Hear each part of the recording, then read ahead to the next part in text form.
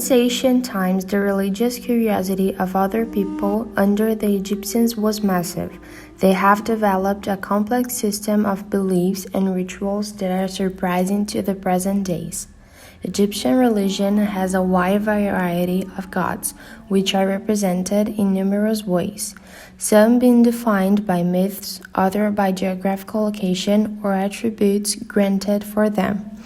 First of all, it is necessary to recapitulate some general concepts about the Egyptian people. In 1922, the tomb of Tutankhamun was found by English archaeologist Howard Carter in a pyramid in the Valley of Kings, south of Cairo, Egypt. In the tomb made of gold was Tutankhamun's mummified body, covered by a gold mask. About 5,000 pieces were found also, such as jewelry, vases, and sculptures. Do you know that mummies curse? In a worse, because workers who helped in the excavation found a sign that said something like, "Wrath will fall on those who disturb Pharaoh's sleeps." Soon after, the excavators became ill and died after they opened the tomb. Then came the rumor that whoever disturbed the tomb of a mummy would be cursed.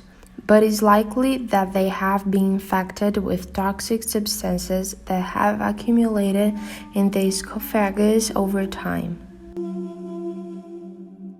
Egyptian civilization developed around the Nile, an oasis in the middle of the Sahara Desert, which contributed to fertile agriculture and immense guarantee of water. Egyptian society defended their homes from floods of the Nile River, the river of extreme importance, being considered as a god called Hapi. They developed the dikes. They developed an irrigation system so they could take the water to regions farther from their homes. Egypt is separated into two main periods, pre-dynastic from the formation of the first communities to the first dynasty of pharaohs, and dynastic with three main phases, Old, Middle, and New Empire. Pre-dynastic is the beginning the Egyptians lived in clans, or also known as nomos. These were independent. They developed irrigation systems and various technologies until they became the Kingdom of Lower Egypt, which was located in the north, and the Kingdom of Upper Egypt in the south. The society was commanded by Menes, who could soon become the pharaoh of Egypt. Thus, the first dynasty was formed, ending the period. At the time the pyramids were built, consequently, there was extensive territorial and economic growth. It was divided into three main phases, Old Empire, Middle Empire, and New Empire. During the dynastic period, in particular, Egyptian culture and religion were developed. They paid great attention to the gods and the dead, building temples and tombs, such as pyramids, brought hard stones and precious metals from distant places. Much of what we know today about this ancient society is due to the traces left by the funeral culture practiced by the Egyptians, which in one way or another impregnated practically all spheres of the individual's life. According to a survey conducted by the Federal University of Minas Gerais, area specialized in the archaeology of ancient Egypt, proves that the preservation of funerary artifacts occurred due to the climate conditions of Egypt, because the tombs were built in the desert region, outside the area flooded by the Nile, the objects that contributed to the extensive knowledge of Egyptian story. In order for the deceased body not to deteriorate, the Egyptians adopted a series of relevant funeral customs such as mummification, as these aforementioned elements needed material support to continue to exist. According to a survey conducted by the Federal Institute of Paraná in the area of Egyptology, describes in detail how the mummification process is estimated.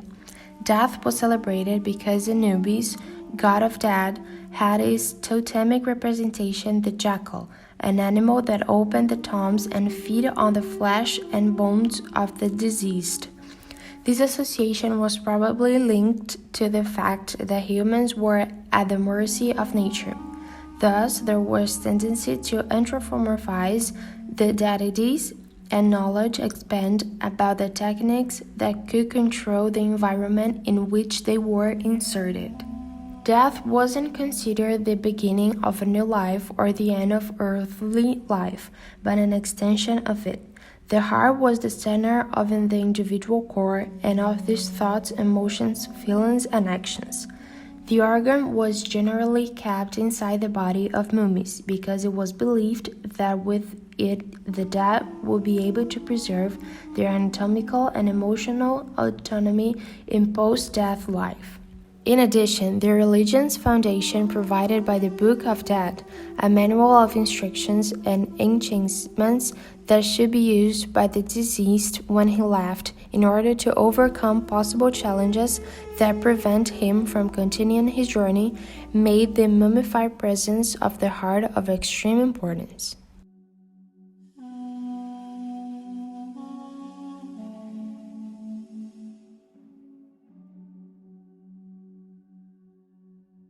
The decomposition of the human corpse can be distinguished into 5 phases: fresh phase, discoloration stage, swelling, initial advanced decomposition phase, and complete skeletonization stage.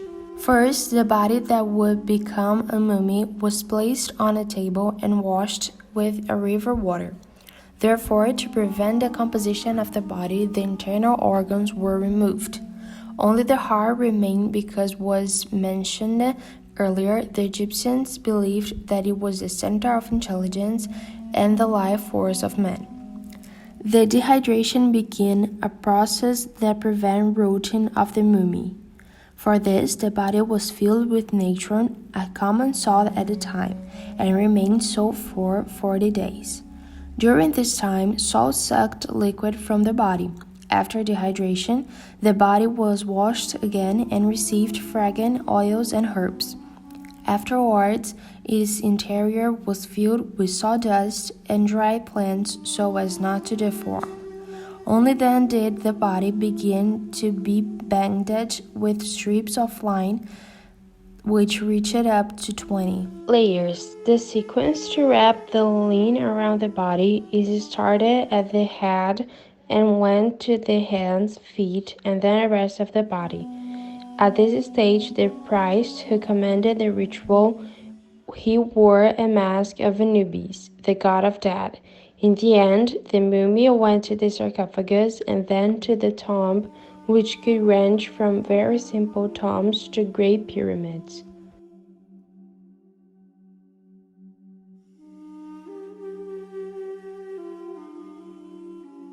The second episode of the First Nations series is now coming to end, but don't worry, the third episode about the Amerindian culture is already available.